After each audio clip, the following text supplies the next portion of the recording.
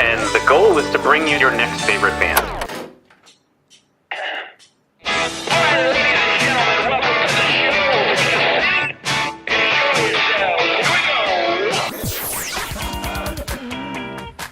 Thanks for having us. This is a very cool show. Yeah, so through many iterations, and we finally landed on the weirdest one by far. Yeah, simple feelings, and boom, you got a sound. I remember this one time. I had been writing some songs, and I went out. I'm just going right in on this story. I went out, and so I was. The story's longer than the song itself. We'll go ahead and play it. And listen, it's going to be everybody's favorite band.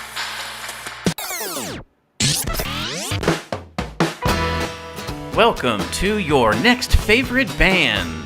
That's both the show title and our promise to you. We here at Stereophilia Studio are tireless in our pursuit of finding incredible, genre-defiant artists who are either a hot up-and-coming band or a group that has been delivering for years but have flown under the radar. Tonight, we have some guitar salad as we spend time with the guitarist from Low Cut Connie, Will Donnelly.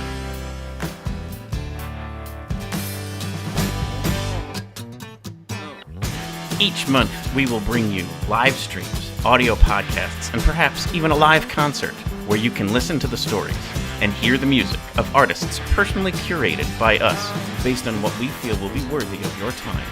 Be sure to subscribe and tune in to each episode because the possibilities are endless and you never know who will be your next favorite band.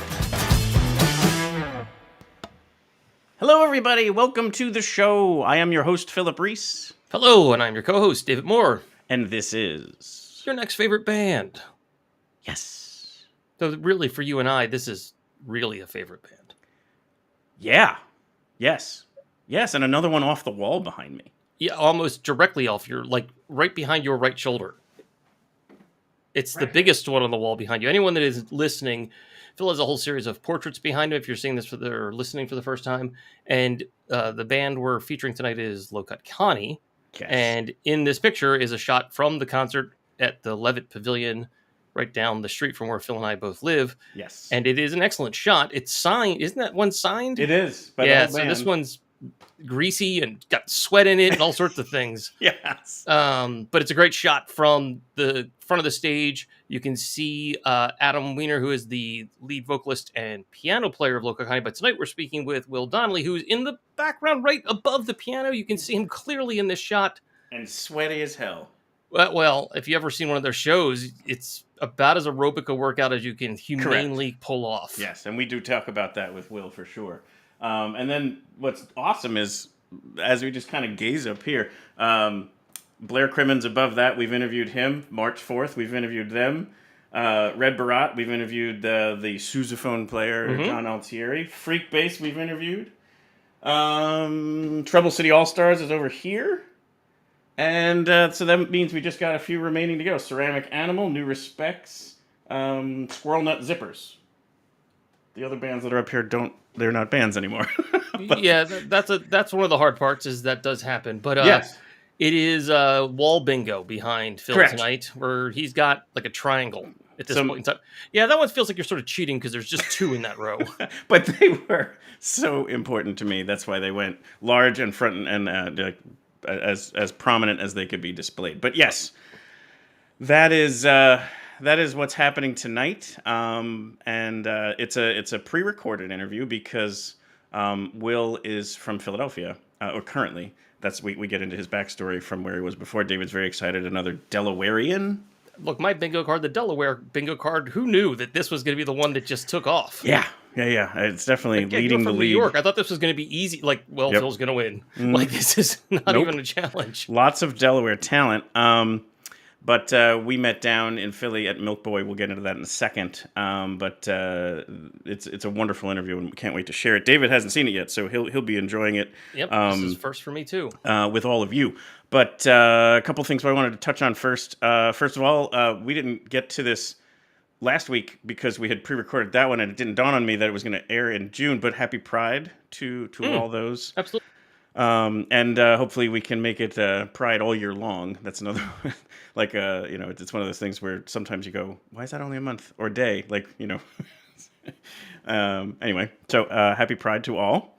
And today I woke up and my phone updated, and right there, it's not going to be in focus, is it? There it is.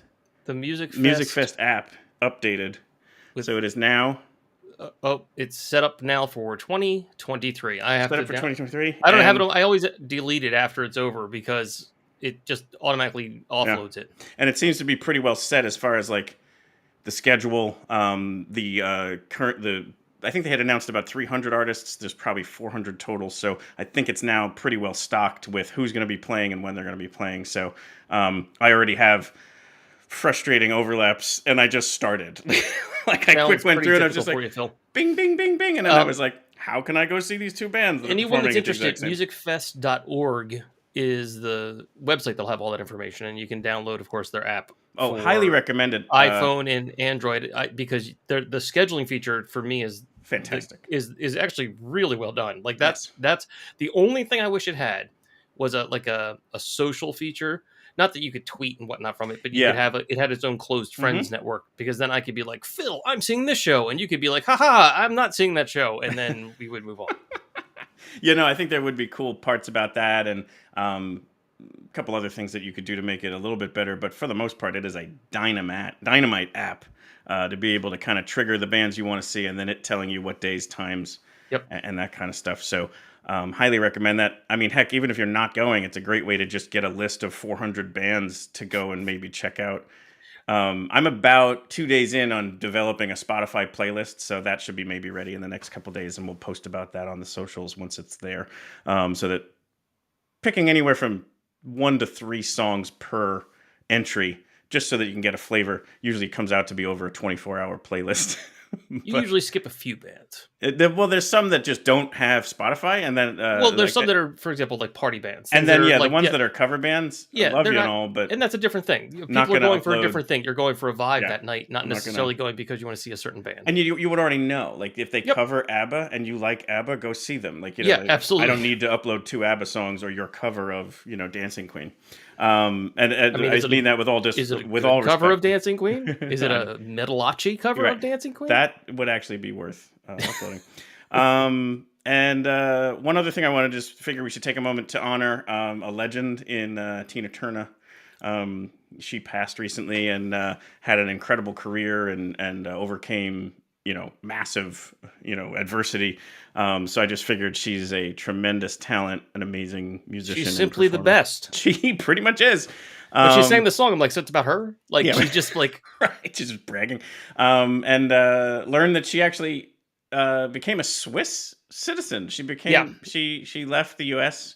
back in the early 2000s, I think, is when she actually... So that's a tough citizenship to get. It's not like you just live there for a while. You have to take But if I'm them, I'm like, sweet, we got Tina. Yeah. Oh, yeah. They're like, yeah, but we've got Tina Turner. You go, wait, what? Yeah. Just thought she had I looked up, obviously she has What's Love Got to Do With It? You mentioned Simply the Best. We Don't Need Another Hero. And then one of the best, I think you would consider it a cover. Their version of Proud Mary might be better than anything else. The Ike and Tina version of Proud Mary it's John Fogerty had a nice thing to say about her after she passed. It was either online somewhere, and he said something along the lines of, I always liked the song. He's like, I was really proud of the song when I wrote it. He's like, and it did a lot of good things for my band. He's like, and then they used it, and it changed the character because it was a different vocalist. It was a female singing. And he's like, and it changed the entire meaning of all the lyric. And he's like, and it made the song so much better. Yep. One of the other things I heard about her was, so her song Private Dancer is written by Mark Knopfler from Dire Straits. Dire Straits, yeah. And one of the things he talked about was he's written a song years ago. He's like, I couldn't sing it. He's like, it's got too much range. Right. He's like, and anybody I brought it to, they're like, oh, it's too broad. Like they can't sing the notes. He's like, and it showed up at Tina Turner, and she was like, I mean, yeah, this is no problem. And like, and that was the thing. She always ended up with these songs from songwriters that had these like, well, that's too big of a range. And hers is like, well, this is 2.5 octaves. Okay. Yeah, bring it. Yeah. Okay. Yeah. But I mean, I remember I also read another one for Goldeneye from The Edge. And he's like, yeah, we showed up at the recording, and she's like, guys, this song's not that good. And he's like, when you show up and Tina Turner tells you that. Oh yeah, and I We had worked on it a bit more. She was the first black and first female artist on the cover of Rolling Stone, and she, I believe, from she's what also I saw, first female double inductee into the Rock and Roll Hall of Fame oh yeah, as a that would make solo sense. artist and as like in Tina. And she apparently was the one who taught Mick Jagger how to like dance. Yeah, it's a pretty good resume. Yeah, not a bad little resume for Tina Turner. Rest in peace, and thank you for all you gave to the world. And since there's no great way to segue out of a in memoriam respect So you do moment, the meanwhile. what we'll do here is when I was looking for a place to interview, because like I said, Will was kind enough to say, hey, let's do it in person. And I was like, all right, I'll head down to Philly and I'll just find a place, and reached out to Milkboy, and they couldn't have been nicer. They were just like, yep, come down, we'll find a place. Get down there, and they're jam-packed. Like, it is just wall-to-wall people that they weren't really expecting. They were just like, oh, we kind of thought it was going to be dead at the time you were showing up. And I was just like, well, let's figure it out. And they're like, oh, we've got the upstairs space. And they let us go upstairs to record the interview before a band was going to be interviewing, and asked them to cut down their their sound check until we were done. So like, super awesome people. And Cory Elmi, who's the director of operations, joined us for like 2 minutes to just kind of share some details about Milkboy. So I kind of wanted to promote that here. So here is Cory from Milkboy. So we are here now with Cory Elmi, Director of Operations, Milkboy Philly, and... Studio. I run the Milk Boys, but we do have a Milkboy studio located over at 7th Calla Hill that does most of our recordings. Right. The owners, Jamie Lokoff and Tommy Joyner, started that in like 1994, and position themselves currently over there, adjutant to the Franklin Hall. Right. I'm in charge of running the Milk Boys, which is one here, 1100 Chestnut Street, and one at 401 South Street. They're all day cafes, bars, if you will, with both have live music. Yeah, absolutely. And that's thank you so much for letting us set up here today. It was pleasure. Great to have not only a spot in Philly to be able to meet up with Will for the interview, but also an institution, like one of these great locations that just has not just live music, but a great venue that is often like a cornerstone for people to kind of prove that they're starting to make it in the city. Yeah, we see a lot of that. We see a lot of bands coming in on their way up. Yep. Or been around for a while. We can fit about 200 people up here, and we get like local acts, but we get national acts. And they all, they come through. We all give them like a good time. Absolutely. We enjoy ourselves here. Yeah, I saw Mariel Craft here back in February. She's great. Yeah. A good bit ago, saw Argonaut and Wasp here. I've seen Ceramic Animal here a couple times, so a lot of the local favorites for me. And that's obviously what the show is about, is that style of band, to be able to bring them on and share stories and music, and then hopefully encourage people to catch them at a place like this. But yeah, so there's 3 total Milkboy locations, the studio like you talked about, and then this one and another one where it's more about the food and the drinks. The drinks. As you can see them in the background. Right. Well, the bar opens here at 7 in the morning because we're next to the hospital. We have that special license to open up for them because they're overnighters. Cool. Mm-hmm. So yeah, people get toasty here for sure early on. Yeah. But it's enjoyable. It's really relatable. Garage doors open, all walks of life come in. Yep. Everyone enjoys themselves, so it goes well. Yeah, absolutely. And so it is.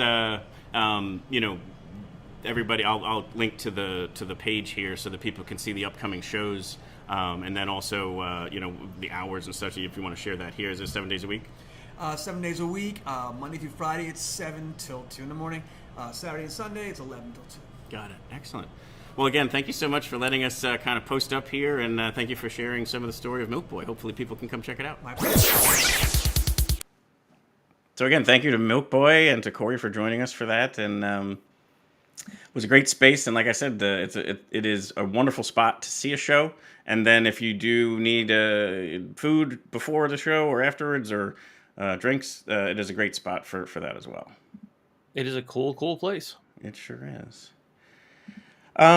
So time to share some music from Low Cut for those of you that may not know their music. It's what did I have here? A pretty interesting. Yeah. Why don't you go ahead and read this? This is kind of funny. These were just some things I had found that was like a description of their music. Yeah. So the band. So here we are. Low Cut Connie, music that is equipped with whiskey breath and a satchel full of filthy jokes. All of them funneled through budget-conscious sonics. chugging scuzzle bucket. Boogie that is clanging piano with slow moseying bass line. Could be the Black Keys at the wrong end of a 6-day bender. Greasy pompadour doo-wop. So here's some of a song by them called Charisse.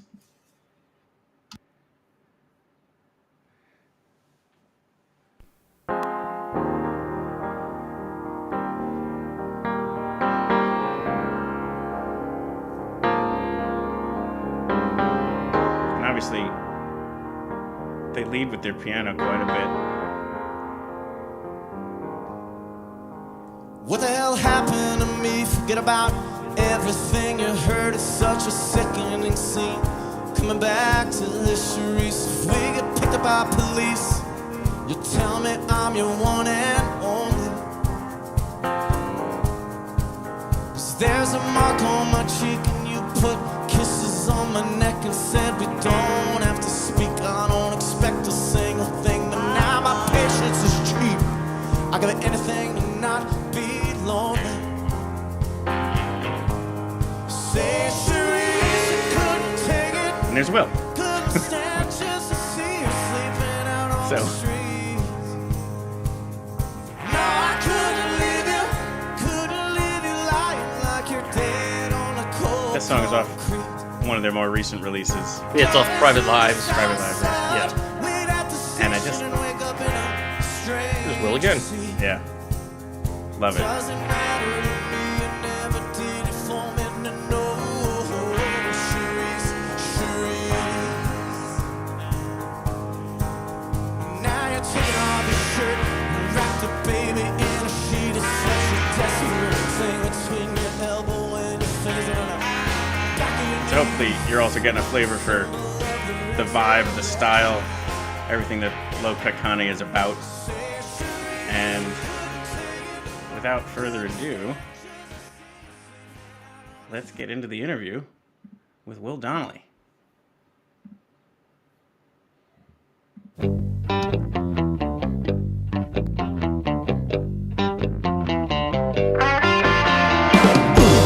you just heard there Charisse from Low Cut Connie, and we have today with us guitarist Will Donnelly. Greetings. Nice to meet you, Phil. Thank you for having me on your program. Absolutely. No, thank you for coming on. We are thoroughly honored to be able to talk to the Guitar Salad. The Guitar Salad. The Guitar Salad. And, I mean, this is one of those ones where, like we were talking about before, being your next favorite band, and something that we try to do is obviously bring in bands that are up and coming, who are newer, or we always say it, you hear it in the opening, that it's been around for decades but flown under the radar.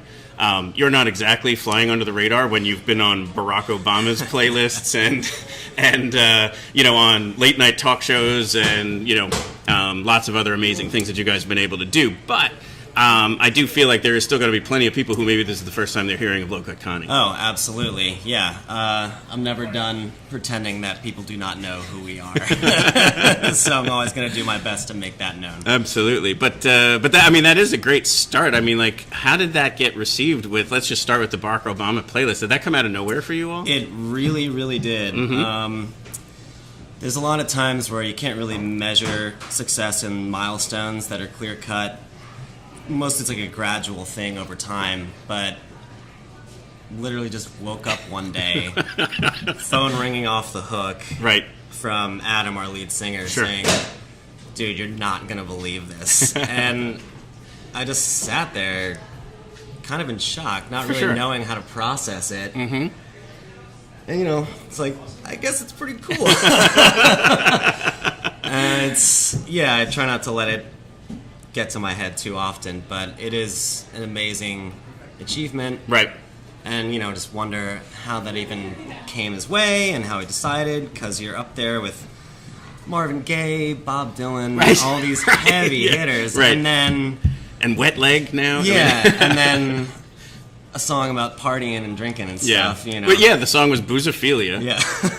Which you wouldn't exactly expect either. I bet one of the reasons why he likes it is because it references South Side of Chicago. Yes. So I'm sure that's something as to what caught his attention. And it is, but it's just one of those amazing songs. Yeah, I had heard a rumor that actually one of his daughters like the song, which is even more troubling considering the subject matter of the lyrics. But, yeah. That is funny. I hope that's true, actually. That would be amazing. Yeah. But yeah, so definitely check out that song. We'll link to all of this stuff, including his playlist. But one thing to touch on here is, like, so you're definitely a Philly band. Like, it's Absolutely. kind of like that's where the roots are. You have plenty of songs that touch on here or kind of the surrounding New Jersey. Like, there's lots of different things, or maybe a little, some of the times in New York City, Brooklyn area type. And I only mean like the references in the songs. Yeah, I mean, we are a Philly band through and through. For sure. I think we had tried. I mean, Philly, I guess, is considered a cool city now, but I think about 10 plus years ago, it was not a cool city. Mm-hmm. So I think we had tried to be a New York band, you know, because New York's the place to go, obviously, for music and everything. Sure. But it's just too ingrained in our systems, and it's an attitude and a way of life. It that certainly is. You really can't shake, and you just have to embrace it for what it is. Definitely. Now, if I understand it right, we just go back a little bit. You grew up in D.C.? Correct. Yeah. And so, tell me a little bit about kind of growing up and musical influence. Like, when did it all hit for you? Well, really, like a lot of people in high school, I started playing music at around the age of 15 or 16. There was always music in the house growing up, and my father played in various cover bands in the 80s when he was younger. Right. So you would see instruments in the house, and I think after a long enough time, you'd almost given up at some point. Like, my kids are not going to be musicians, but it just... How many siblings? I have one older brother, and he plays music as well. We both... That's funny. Yeah, we both grew up appreciating art and loving art. And so, yeah, art was always a part of my life growing up. And then once the music bug finally got me, it was all over. I was just completely all in. And that's awesome. Have not changed since then.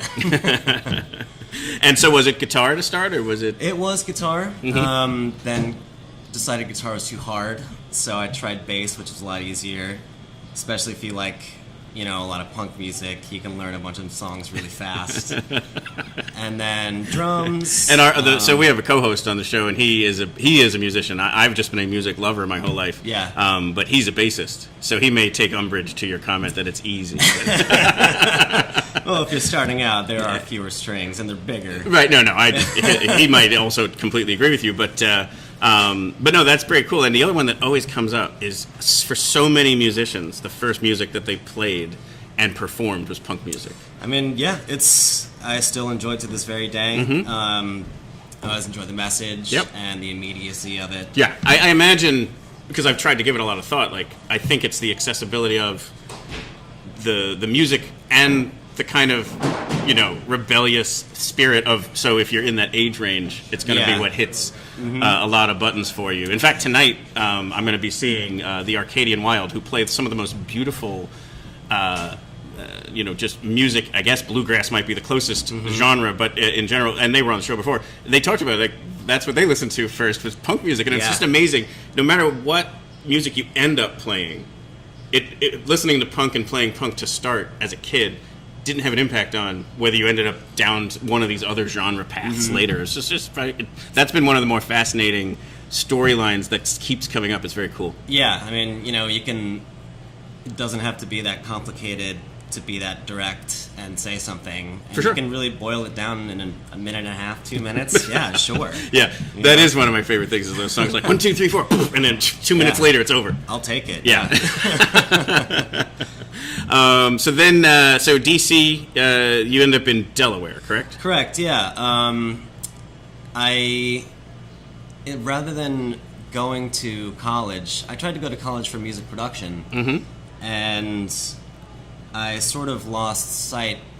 I wasn't able to get exactly what I wanted right away, so I actually just ended up moving back home and working at a studio. Sure. Just got the job while everyone else was still trying to get a degree. Yeah. And then would end up, some friends of mine from high school ended up moving up to Delaware for the university, and would go up on the weekends and play just like house parties. Sure. You know, just like letting loose.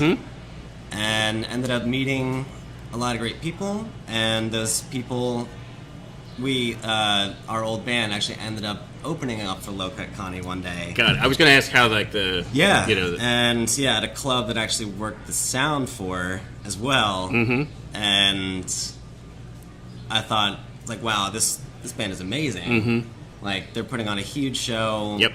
And I think to that end too, it's like, so as much as we play some recording here, there's nothing like a live Low Cut Connie show. Like that's one of the elements. Is I bet that's what you're feeding off of as well. Is just got this incredible energy. 100%, absolutely. Seeing a live performance is something that I love more than anything, and also being part of the live performance because it's something that you're never gonna get 2 times in a row. Yep. No, that's true. Yeah. And we all have some fun pictures to share in a little bit about some of the shenanigans. To put it lightly. For sure. So when I first witnessed it, I just thought it was amazing because at the time Adam was performing, like there were hundreds of people there, even though it was probably 50 or 60 max. And our guitar player at the time ended up hitting it off with Adam, and he joined first. Got it. And he's like, "Don't worry, man. I want to get you in here too," because after working in a studio for so long, I really just wanted to see what life was like on the other side of the glass. What touring was like. It just seemed so intriguing. Sure. And it seemed, at a point in my life, almost unobtainable because I didn't even know how to get started. Right. Like all the logistics of it, just a logistics nightmare. And when I finally got that chance, I just jumped. That's awesome. And been doing it for almost 10 years now. That's awesome. And I still love it. Yeah. And like, there's a vibe to Low Cut Connie. There's a I can't think of the right word, but basically there is this element of kind of the doo-wop outfits and all that element. Was that a part of your style, or was that something you kind of like adopted into for the purpose of making this come to life? A little bit of both. Cool. I'd always liked older music, right? Because it was what I was exposed to growing up, and it's something that I always gravitated to more than things that were happening, like music that was coming out at today or at the time. So it felt natural when I joined. Yep. It wasn't something that I felt like I was pretending to do. And a big band for me is also Rolling Stones or New York Dolls. Yeah. And I always thought, I could add a little bit of this. Yeah. Because it's so similar. Yes. But it retains some of that attitude and that edge that I always like. Absolutely. Yeah, that's true, because I think sometimes people are like, oh yeah, it's like Jerry Lee Lewis. I'm like, that is so oversimplifying what this is. Yeah, it doesn't do it justice. Yeah. Just because he basically lights a piano on fire doesn't mean it's Jerry Lee Lewis. So like, I agree with you where it's like New York Dolls is a great one to kind of use. If you put that all into like a blender. I think it's kind of like if Jerry Lee Lewis fronted the Stones or the Dolls. Yes. That's all of them at the same time. Yeah, that's always the easiest way that I can describe it. Yeah, and it still doesn't do it justice. Like, you definitely still have to check out the music and the live show in order to kind of experience for yourself. And what you'll realize is at the end of it is it's just Low Cut Connie. Yeah, it is. It is fully its own thing now. Yep. It was a little bit more simple and easier to define.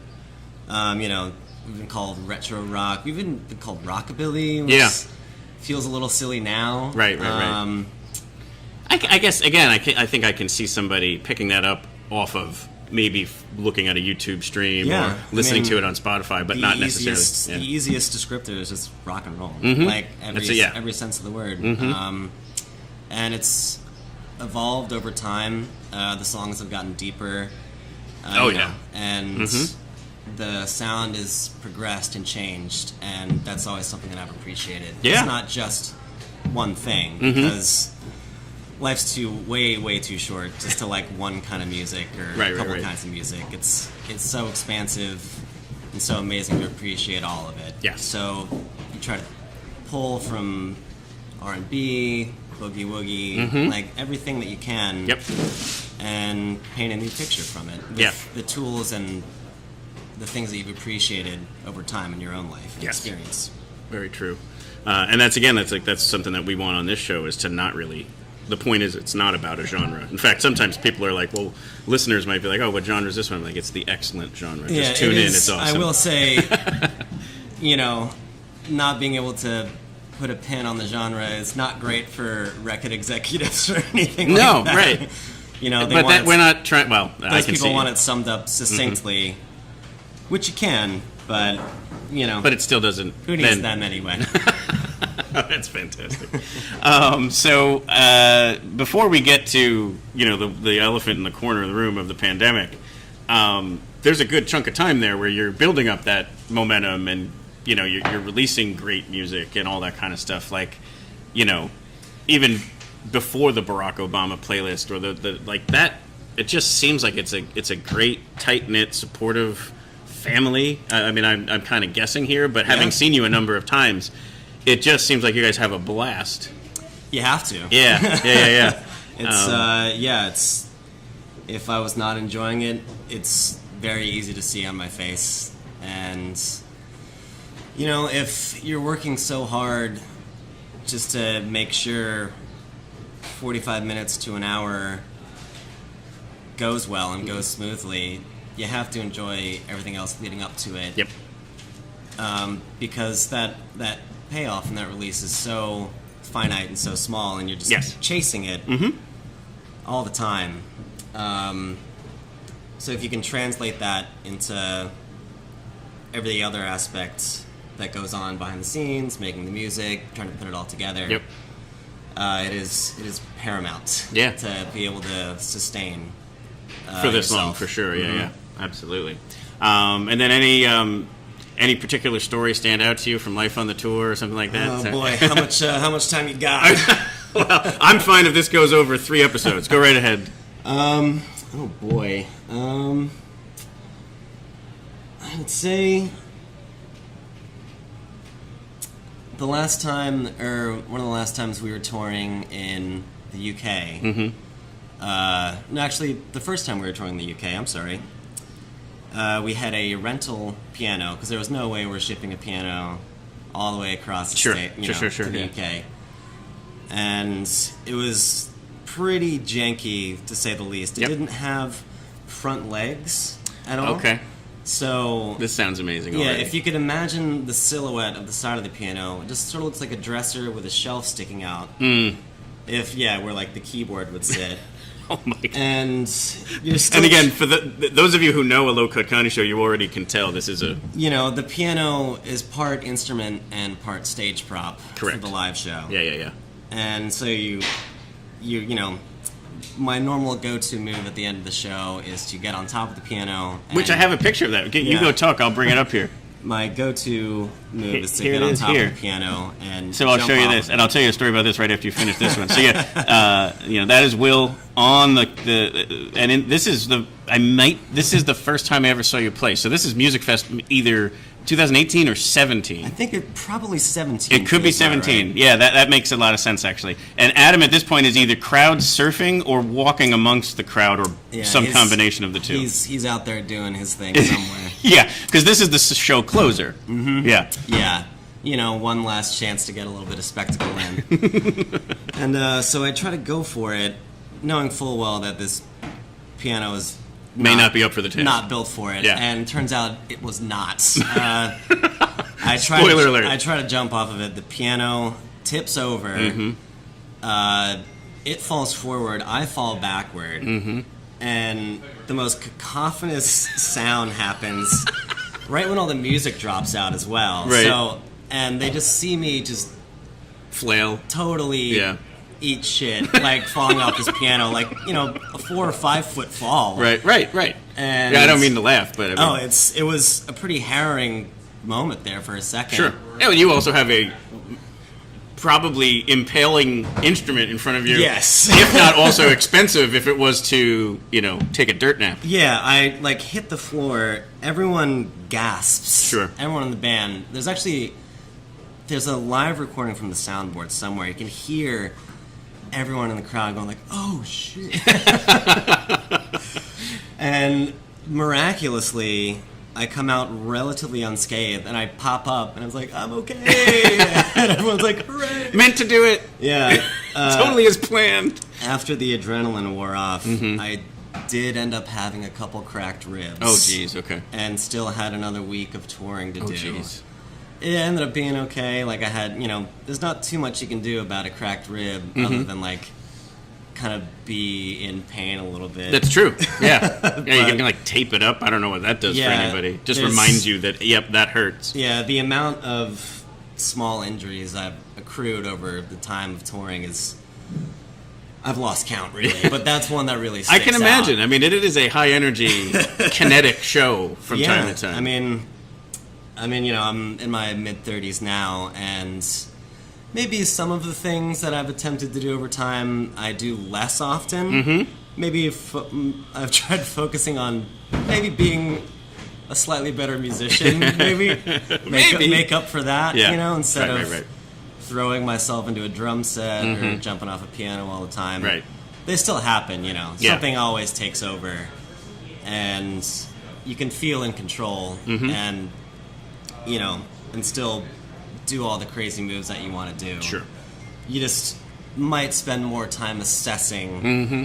beforehand what you're going to do instead of just doing it. And planning for worst-case scenarios. If it were to happen this way, I'll Yes. do this to save myself. So the quick story about that picture is, it's 2017. So 2016 was when I got separated from my wife and ex-wife. So my friends who were from college, super supportive, I kept saying to them, you should come up for Music Fest. It's this great festival. There's 12 free stages of music, and it's awesome, and there's beer and food everywhere, and it's free. Great time. And so that following year they were like, all right, we got to support Phil, and blah, blah, blah, and we're going to go up for Music Fest. And within like 90 seconds, they were like, why haven't I come up for this? So I was like, I know. I'm so psyched that you're here. So now they come every year. But so that year, I'm like walking around and showing them the full, like starting on north side straight through the south side. And so we were also trying to absorb as much as we possibly could. So I said, oh, and by the way, we got to get to Low Cut Connie. I hear they're amazing. And the other thing, since they had never been in Bethlehem before, is that has those titans of those steel stacks. Yeah. And they've built a trestle that you can walk up there, even during the festival. So I was like, let's go over there. I'll take you up the trestle, and Low Cut Connie will be playing. We'll hear what it's all about. So we get there, we walk up the trestle, and you can just feel the energy from the trestle. That we're like, we got to get down there. And so we come down, and that moment is happening. And you jump off the piano, and you're like, thank you, good night. And I'm like, no. Because we got about basically the guitar solo / shenanigans of the last song. And from that point on, I was like, I've got to go. So then I saw you. You might have had a second night or something else that happened shortly after that, but I've probably seen you 4 or 5 times since then. Yeah, I'm sure what goes on through a lot of people's heads the first time they see it, they think to themselves, what the hell did I just watch? Either they're completely turned off by it, or they say to themselves, I gotta go see it again. Yes, I don't see how a single person would be turned off by it. There's been tons of people that I've said come to show, and again, the blessing we have in Bethlehem is a lot of times those would be free opportunities. Probably not anymore for you all because you're amazing, but like at the time I was able to say, come down to this show, and whether it was Music Fest or other times in the year, it would be a free show. And so they would come down, and again, like we said, within seconds, people are like, oh, this is incredibly, mind-blowing to start, and then it's great music also once you keep hearing song after song that are just bangers. Yeah, we got the receipts. We can back it up. We got the receipts. It's not just something to look at. That's exactly right. No, it's so true. More than just a face. And there is that factor too. I mean, it's got some sass to it. Like I love that part. It's such an inclusive experience as well. Absolutely. One thing I wanted to mention about the piano, because you talked about that, like when you see it in the States where you do have your equipment, I remember standing there wanting to get up front there was a show in the Music Fest Cafe. It was wintertime, so it was more on the inside. And I remember standing there way up front, and the openers were done, and now they were going to move in all of your equipment. And I remember them wheeling in Adam's piano, and it was like they were looking down because the stage was more like almost throat height. So I'm like watching them do this thing, and they're like looking, and all of a sudden the piano goes like it just locked into place, and I was like, that's how they do it. So it's obviously secured and so on and so forth. We have tried to do everything we can to rig it as possible, like as much as possible. You know, wheels drilled onto it, like heavy duty wheels. There's skateboard grip tape on the top, so you don't slip. Makes a ton of sense. If you got fancy shoes, you're not slipping on top of that piano. Brand new ones. That would be. You don't learn these. You learn these over time, right? You know, you learn by accidents, things breaking, and trying to make sure that doesn't happen a second time. Yeah, it still does, but you do what you can. And somehow that thing stays in tune, even though you guys are banging on it, this the left and right. He plays a beautiful, from sweet ballads all the way up into like the rock and roll type sound of things, and it's just flying out of that piano. But then, like you said, it's also part stage prop. It might also get dry humped here and there, like.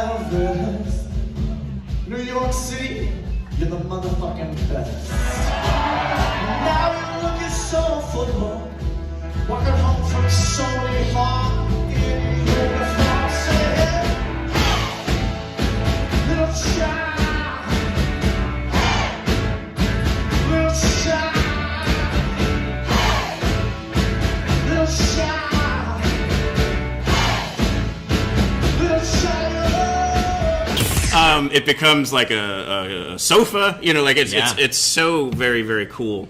The way that it just becomes part of the overall act, the experience, and the piano is one of the stars of the show. Yeah, if we had simply just used an electric keyboard, it would not work. No, at all. Nope. No, not at all. Even if it had the piano setting on, it still wouldn't. Yeah. No, it's a completely different animal. Yep. And you just have to appreciate it for what it is. Definitely. And respect it, And also, use it and abuse it a little bit. For sure. So we do always like to ask, too, because, while we're not trying to be regionally centric, Music Fest, everybody knows, is like where we get a lot of that, our networking and our relationships kind of initiate there. So your take on music, you said before it's a great time. So if your experiences have been good, and any cool stories from Music Fest? I love Music Fest. I love the Steel Stacks. The only thing I knew about the Steel Stacks beforehand was they filmed the end scene to RoboCop there. Yes. And the Transformers movie was shot finally there. Seeing it in person, it's something quite breathtaking, because, I loved RoboCop as a teenager. That's so true. It's so insane. Yes. We've got a lot of big fans of RoboCop in the town, somewhat because of that. George Wacker, who the show I was on before this, Lehigh Valley with Love, he's a huge. He has like a RoboCop jacket. Really? Yeah, he's a big fan of that. That's I'm always incredible. surprised that those the stacks in the Bethlehem kind of historic areas don't get used more by like The Walking Dead or something like that. Like it's got that kind of a cool feel to it. Yeah, it's like huge, insane mechanical structures. Right. Building ships in World War. Yep. So you're playing this very cute little band shell in front of this massive structure that's, Yeah, it's urban decay at its greatest. Absolutely, yeah. And you feel like they're dinosaurs. Like they it's got the remains of something from a very long time ago. Absolutely, yeah. And it's, when you put a music festival on there or a show there, it's, it has a beautiful sprawl and a great audience that are very receptive to things that they're not used to seeing. Granted, one of the last times we had performed at the Steel Stacks, there were some super right-wing Christian protesters going on, and they were picketing right outside of the stage, saying that we're like cesspools of sin. Oh my gosh! And in my mind, what decade is it? I know. And in my mind, I was like, I think we finally made it. You know, this is like some kind of crazy dream that people think that your music is the devil's music. Because it's that's like the roots of rock and roll and it's blues. Like you hear and stuff. about it like throughout history, and you've done something right. Yeah. Enough to have it be considered, on their radar. Yeah, to be considered something that is going to turn society on its head, and that'd be amazing. The Thank you for validating my open music. Up just because you're playing a damn piano or a guitar or something like that. Gosh, that is pretty wild. amazing. I do have one more picture here. This is it might be from that show, because I think this was the last time you played the Steel Stacks. Oh my gosh. And what I love about this photo, it's actually on the wall behind me when I do the interviews from my studio at the house. And I just love, back to the piano here, Adam's just staring at it in this way that's like, he is just going to gobble it up. Like, it's just so very cool. And there you are in the background. My gosh, all I can see in that photo is how blistering hot it was. It was a smoldering night, and you still have the leather jacket on. So you're fully committed to the style. It looks like someone dumped a bucket of water on my head. That speaks to the kinetic, action that's going on from the show. Yeah, I think if memory serves correctly, I think a thunderstorm had just came through. I believe so. Yeah. So the humidity just jumped up through the roof, and you're just doing your best to physically hang on. Right. Not pass out. Yeah, all while trying to play something correctly or, put on a show, Yes. Yeah. Yeah, great time. So cool. So let's move to the pandemic. I find two questions to be two of the most annoying when I listen to other music shows. One is like, oh, where's the name come from? But sometimes it's vital. From what I understand on this name, it was just called Low Cut, but it was like already used by someone else. So then Adam invented a waitress named Connie. It is it does paint a very specific, beautiful picture of the great state of New Jersey. Yes. And the story and the mystique behind Connie has been built up over the years. And it's a great symbol, and there's images like on some of those early albums that kind of are like the feeling of what she would look like. Yeah, exactly. And it's I think it's a thing of beauty and a thing of strength. Totally. Something just unique. Yeah, and then the other question that I don't always love listening to is, how'd you get through the pandemic? But it's vital here because not only did you guys come through the pandemic, but you guys turn into superheroes. You turn into something that it helps them get through their week. Yeah. I think it was really something special. I will say it helped us get through our week as well. Yeah. It is an often talked about subject simply because it really defined a lot of people's lives. It made so many people take stock of what they have going on in their own lives. Yeah. And if you take a step back and say, well, I'm in the entertainment industry, and every job that I've had for so long is considered not essential. Right. Suddenly. Yeah. Which is an awesome way to put it. Thank you, society and government. Non-essential. Thanks great. a lot, yeah. And then everything got shuttered. There's literally nothing you could have done. This venue got shuttered. Obviously anything that was gigging at the time, studio at the time, all was going to get closed. Yeah, a lot of Philly venues did not make it through, unfortunately. Yeah. But, that's another story altogether. But when you consider your job to be so essential to your life and so many other people's lives, right? You have simply no choice but to figure out a way to push through. Right. And I think we had already seen a few people at the beginning of the pandemic doing sort of somber acoustic solo performances. Yes. And, even though as beautiful as they can be, we were thinking to ourselves, well, this is kind of sad. And kind of, after a while, it gets a little boring. And it also is like a feedback loop. I'm already feeling that way. Yeah. And you're just bringing me down even more. What I remember, too, was it's sometimes hard to remember that everyone thought it was like 2 weeks, a month. Yeah. And when you started doing yours, it was where it was like, holy shit, we're going to be in this a while. And there was that panic of, am I going to be able to get food from the grocery store? Am I like do like whatever? Like there was all these kinds of things, and then there was this. You needed some sort of an outlet, and suddenly you were all putting on these shows. I don't even think they were called Tough Cookies just yet. No, it began life as just live from South Philly. Got it. And here's a picture of 2 pictures I wanted to share quick. This is from the very first one. This is me, and you can see in the background. Yep. There's Adam and Will, basically entertaining. And so what we were doing was all texting each other, hey, are you tuning in? So this was like a network of me and my friends who were like, yeah, we're checking out Low Cut Connie. And then we were like, what are you drinking? Because that's kind of all we could do at the time. And then at the very end, there was this cool image that happened at the very end. Like that froze on the screen. And I was like, that's very cool. So I remember just taking a picture of it where it was just like, it had ended in such a way that you were like, I think you all said, we're going to try and do this again. Yeah. And it was this hopeful thing where it was like, I can't wait for the next one to happen and the next one and so on. Mm-hmm. I mean, we've had the opportunity to talk about it, unfortunately, and be asked about it and been praised for it, which is amazing. Right. Is when, Adam had decided, hey, well, first off, we live pretty close to each other. We both live in South Philly. And he's like, hey, why don't you just come over and let's figure out what to do. Adam's wife just filmed it on her phone. Right.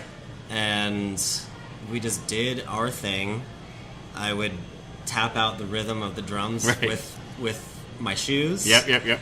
And we didn't really have any idea what to expect. Mm-hmm. And once we finished, we were able to look back and see that thousands and thousands and thousands of people saw it. And we said to ourselves, like, holy crap.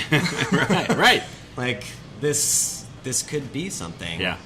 And I mean, it was just such a, not only was the music great, and it was spontaneous, almost improv was kind of what it felt like. Yeah. Where it was like, what should we do next? How about this? Absolutely. But it was obviously all extremely talented people who were just going to bang out, Little Red Corvette or something like that. Yeah. Somewhat off the top of their heads. And so, like, there was just an amazing, also just message to it all. Like, eventually he does say, we're all tough cookies. We're all going to get through this together. Yeah, that's how it started. Right. And really just took it and ran with it, and it became, this whole new platform. Mm-hmm. And it became part music history. Yeah. And really, it kept us sane and a little crazy at the same time. Yes. Trying to figure out what to do every week. And, unfortunately, a lot of amazing talents, artists, people passed away during that time as well. Yep. And it was a lot of the time it was an opportunity to pay tribute to those people. To honor those people, And, also we're able to interview a lot of amazing people. That's and right. be in touch with people that we never would have imagined being in touch with. Right. Because they're also just sitting at their houses. Yes. Everybody. And we're more proficient with webcam interactions than ever before. Like, I get the other thing that's hard to remember is Zoom was this, like, tiny concept at the time. All of a sudden it was like, they probably didn't even know what to do with themselves. Yeah. I mean, like, if I know what I do best is music and performing, and that suddenly that gets taken away from you, and you do have an opportunity to do it in some weird, new, unique way that you're not sure how it's going to go. Right. Like, I'll take it and see what happens. Yeah. Let the chips fall as they may. There's this cool video here of you ended up releasing the music. Like on vinyl? Yeah. So this is like almost like a fake minute commercial from like the 80s, which is amazing. So let's just enjoy this. There's Little Red Corvette. Presenting Tough Cookie's Best of the Quarantine broadcast. 23 golden classics. So I know. I think this is for some of the greatest promo we've ever done, I think. If you love Madonna, Cardi B, Prince, James Brown, and always wanted to hear these artists covered by someone And this was the other thing cell phone and their someone had said is, if Adam has clothes on, it's early in the project. Wait is over. Yeah, you can guarantee Curl that. up in your bubble bath and listen to the sounds What a of wild, these I mean, like, pasty Jewish men serenade there's you always reference all to night. pasty Jewish men. Yes. What a You can great get Tough Cookies thing. on I mean, CD for just I think people $19.99. should grab this because it's just Just so. kidding, it's $20. Listen, folks, quarantining never Man. sounded I know. so Also, for good. me, it was also a reason to There's no get time dressed. to lose. Call As now. well. Right? Have Yeah, this just, record you know, so put There was a on lot of people. sweatpants. Yep. You know, that or like, you know, Hair. for a while people were talking about pandemic hair or pandemic beards, and it was like just purely because you couldn't get out. Those again, those were also in the beginning non-essential. Then they finally got changed. But always the point was like no one could even do anything about that. So it was like I don't know if I want to be on camera. Yeah. Exactly. But that's great. So I mean, like, there's so much more to talk about there, but it is a little, luckily, in the rear view. I mean, Yeah, you know, thankfully. I mean, you know, it is also interesting to look back on that now. You know, after, trying to look back at it from the other side, and now we're back in full swing with the new record coming out. And like back into live performance. You know, thank God. Yeah. Like it was a little tricky trying to figure out how to do it. Returning. But yeah, now we're back to full steam ahead. Go. Yep. Oh, before we do jump to the promotions of what's coming up, let's we should do. There was a moment where in the pandemic you weren't in Adam's apartment. Yes. You were doing your own thing in your apartment, Yeah. and so we kind of wanted to bring this up because it was this total request thing that you were doing on Instagram that speaks to again the talent. Like people would ask for a song and almost try and like stump the chump kind of thing. Yeah. You can list against some of the weirdest ones, but like the interesting thing is you would be able to bang it out. I wonder, is any of that because your father was like a cover musician that taught you some tips and tricks? Well, you know, actually, it's just sort of over time, like how I learned how to play music. I do not know how to read music. All I know is trying to mimic the things that I hear the on ear a of record. it. Yeah. And so I think, you know, over the years I got kind of good at that, Right. at the musical mimicry of it all. Yes. And yeah, there was a period of time where things got a little bit too hairy, just like health concerns. So Adam and I had to take some time apart. It's like, and so then I got really stir crazy. Yep. And it's like I have to figure out what the heck to do with all this spare time. And so I just put it up on Instagram. It's like, hey, I got nothing better to do. Like any requests for songs you want to hear. And it would be I'll like learn how to 10 play or it. 12 or 15 and day after day after day. And then this post here is like some of the greatest hits that you put out there. So there's Bill Withers. Yeah, I ended up being 14 weeks of this. And it was a new thing to look forward to at the end of the week. Right. And it was just a lot of fun to learn all these new songs. Sure. And things I'd never heard before. Yep. And, you know, And here's again, you're talking about honoring people. So Bill Withers had passed away. Yeah, so absolutely. that made a lot of sense. But also, again, this was more honoring him rather than a stretch. The next one, Sturgill Simpson, and here you are doing the bass, like you talked about. That was the first time I'd ever heard that song. And it's like, I'll take a crack at the solo. Yeah. Because I love, like, shit kicker country tunes, too. Sure. Oh, no, this is guitar. There's bass in here somewhere. Yeah. This one was one of my favorites. Yeah. Toxic by Britney. Yeah, I know. It's like, no genre-specific thing. Yeah. All bets are off. Just hit me with whatever you got. Yep. And I think the other part that was nice about it was, like, sometimes you would do those and I would be like, here's Barney Miller. I know. I had no idea that bass line was It was so pretty, good. pretty damn dope. Yeah, and so it would literally just, I would listen to it for about a minute or two. Yep. And try to learn how to play it, and then just record it. Yep. You know, a couple takes. You know, there were a few times where I'm like, oh man, this is really tough. So, you know, maybe it would take 10, 15 minutes to get it done. Yep. But, you know, in reality, it's like you're only getting about 15 seconds of the whole thing. So yeah, as long as I can get that 15 seconds. That's right. Yeah, that's the Instagram. Bail me out. Yeah. Thin Lizzy makes a ton of sense. What you won't see sometimes is just hundreds of unedited footage on my phone of me screwing something up. You're like running out of space. Yeah, just thinking like phones yelling at you. And you are now out of 128 gigabytes of space. Yeah, and I do like the stank face too. Yeah, that's always nice. It was also a way for me to make like a couple extra bucks. You know, sure. Like I would see like if you like me here, like you can Venmo me some, a couple bucks here and there. Also use it as a platform for donations for things. Yeah. Like Philly Food Bank, Philly Bail Fund. So yeah, it was like I did not realize that me trying to learn a bunch of songs in 10 minutes could actually be beneficial to other people. That's very, very cool. It's genuine. That was one of the other ones where I was just like, oh, that's really very cool. Another thing, it's like as a music nerd, it's also great fun to try to dial in the sound and try to figure out how they made it sound that way too. Yeah. It's something I spend way too much. Well, no, this is a great transition because up here, earlier in your Instagram feed, are these pedal boards. Yeah. And it's something that you do that I wanted to make sure we touched on. Yeah. Because this is another nice promotion is maybe someone out there needs a pedal board. Oh, everyone can always use one. Yeah, so let's jump over to your site. I have it right here. Yeah. So it's Guitar Salad. And we'll link to it in the show notes. And I also must give a shout out to my lovely girlfriend, Brittany Boyce. Nice. Who helped put the website together. Very cool. Yeah, she helped design the website. She does a great job at that. So big ups to her as well. Yeah, absolutely. Excellent. So here is like a featured one. Yeah. And one thing that I wanted to make sure you touch on too is they're all handmade, including the art. Correct. So they're a piece of art too. They're really, really cool, and they've got fun names too. Yeah. So this is something that I just started getting really interested in the last year.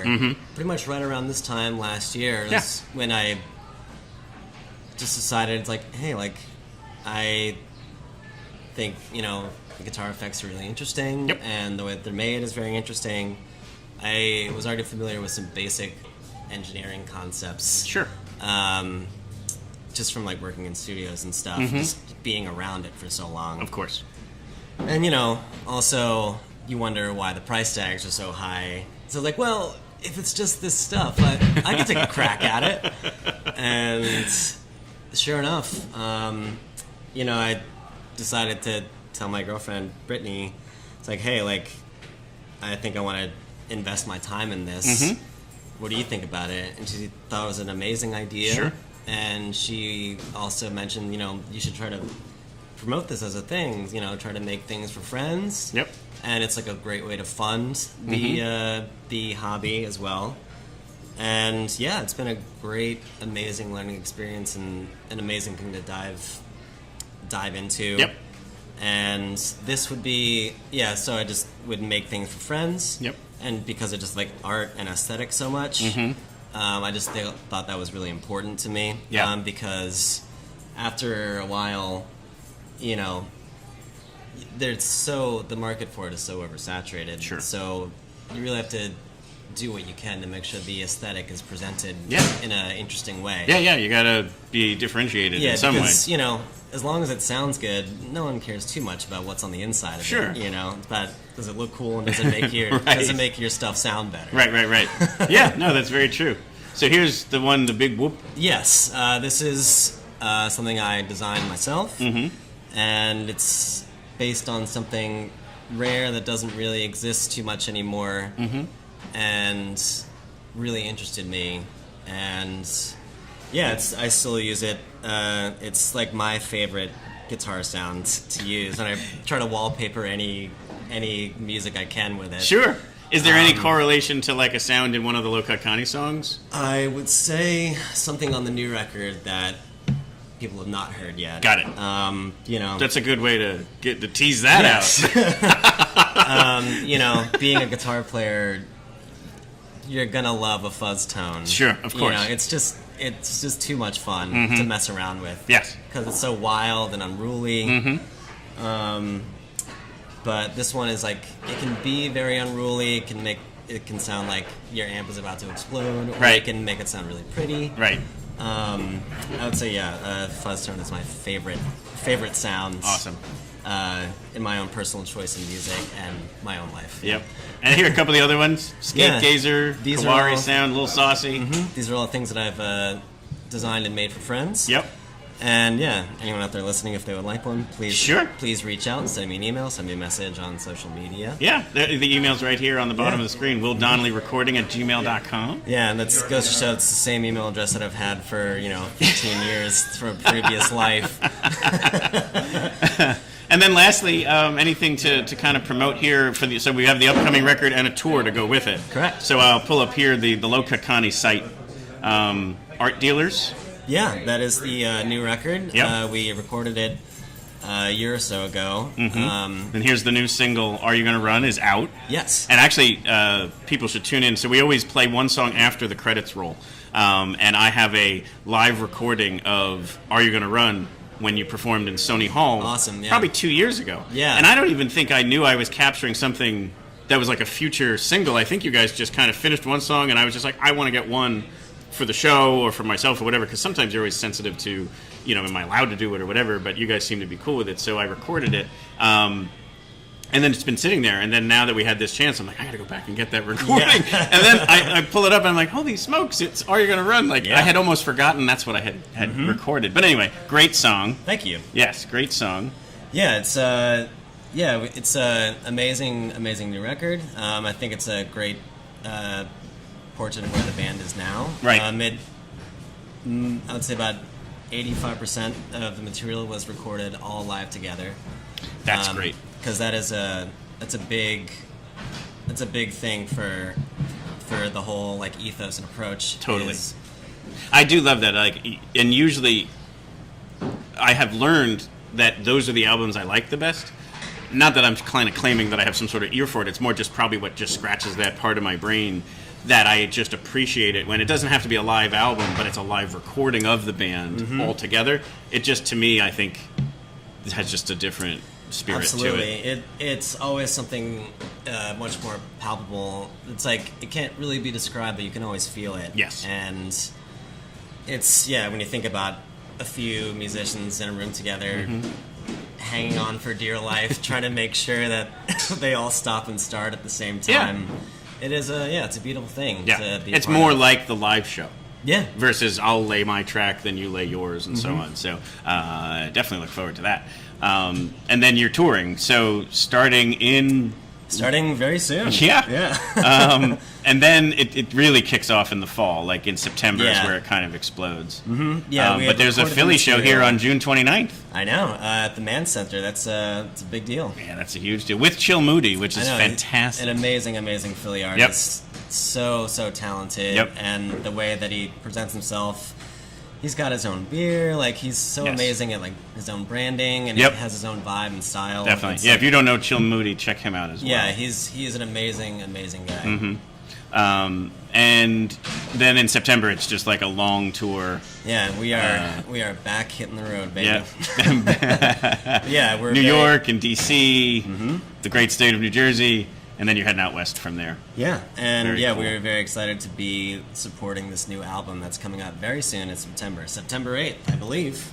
So cool. Yeah, and in that meantime, I've been doing my best to still put myself out there with guitar effects. Yep. And playing with other musicians around town, Very cool. locally and nationally. Yep.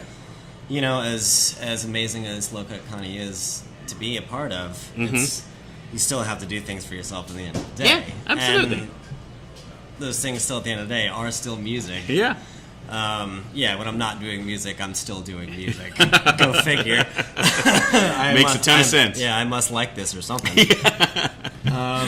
It's still very important for me to be involved in other acts and try to, be involved in other touring acts or local acts, and make sure that that feeling of art and expression is still intact. Yes. Because it's the thing that drives me every day, and a lot of other people can relate to that. A sense of passion and drive, and it always is a constant struggle to try to figure out how you can make money off of that or put a roof over your head. Yeah, no, that's And the trick. Again, like I do consider myself like very fortunate to be able to do that. Mm-hmm. You know, it's not all the money in the world, but it is enough to sustain me. Hopefully soon, you know, I can live in a more luxurious manner. For but sure. I ain't complaining. No, that's a beautiful thing to hear, and we do have a bunch of musicians who tune in as well, and so hopefully that's kind of inspiring to them as well to be able to pursue that to that level, because I think that's the dream and the goal for all of them is to be able to support and sustain, you know, the basic life essentials with the art and the talent that you all have, and exactly, you know.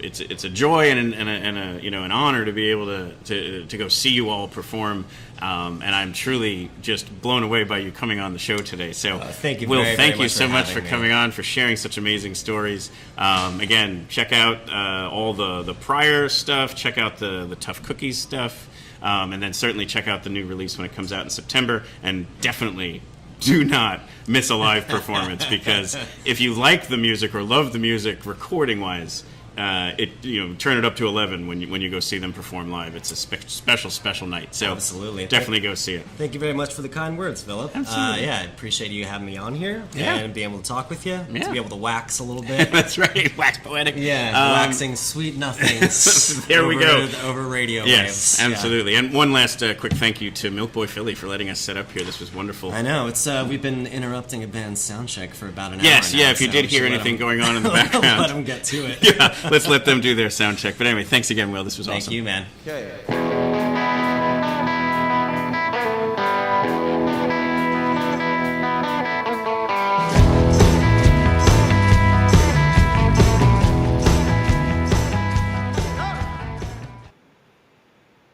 David. Phillip. Will, such a joy to talk to. Just such an easy, flowing conversation. He was I could have chatted with him all afternoon. There's a part 17 coming next week. No, but in truth, that was like, we do try to go in and edit it. We would love to get things down to like 45 minutes, but just didn't think any of that was worthy of cut. Like, it was just... Well, there's a natural flow to the entire conversation. There wasn't like a moment where you're like, and so how do you feel about flannel shirts? No, there was not, and that's all testament to him. It was just such an easy guy to talk to, and had such great stories to tell. I love the story about the piano and being on the tour and stuff. I like that there's grip tape on the top. I mean, I'm not gonna lie, you can do like some stanky skating tricks with that piano. Like this, got industrial wheels on it. I want to see somebody like grind it on a railing or something. Absolutely. So let's recap. What did we learn? We learned that you get a better stank face when you're playing bass, because we saw those footage of him playing bass versus guitar, and I'm not trying to say that there's a guitar versus bass thing, but let's call it what it is. The ladies recognize guitar players. Like, I've come to terms with that. Yeah. So, you know, like, and we also learned that he thought bass was easy. But I defended you. You did a fine job with that. I mean, I guess it also depends on what you're playing. Like when he talked about punk, bass is like not a challenging thing, but you know, let's roll out some classical music and then we'll talk. You know, like so. And we're getting some lovely comments here. I'm going to have to say thank you to Neural Freak, to Natalie, to Colleen, all sharing some nice things here, and put them up on the screen here. Great to hear from Willie. Yes, it was the Guitar Salad. I know someone Guitar Salad, you mentioned his effects. So effects, his stomp boxes, guitareffectsfx.com. If you didn't see it, I have someone I know that also manufactures guitar pickups. So in the same sort of engineering, but musical kind of thing. And there's a real passion of people that do that. And there's also a real sort of artistic sort of flair to that. And I'm always sort of jealous of watching those two things come together. Yeah. Because I wish it's like my brain, I can do some of that and then I can do parts of it, but putting them together is the part that I'm always like, man, that's cool. Yeah. Absolutely. It's definitely a special thing. But one last time, if you get the chance to see a Low Cut Connie show, do not pass up the opportunity. Yeah, it's like going to church. It is. And even better. Yeah. Oh, 100%. I mean, you know, last time we saw them, Adam hugged my wife in the crowd, and all I got was from her the whole time. Catherine was like, and I got a hug. All right, Phil, let's say goodbye to everybody.